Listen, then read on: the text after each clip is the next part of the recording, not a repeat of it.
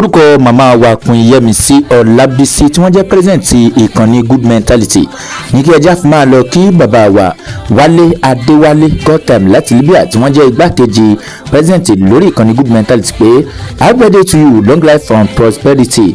ìgbà ọdún kan ni o.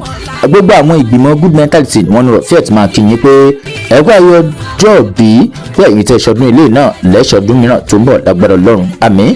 àbí pírẹsẹ̀ntà MC Gbàbẹ́ lórúkọ tèmi jẹ́ ẹ kú oríire o.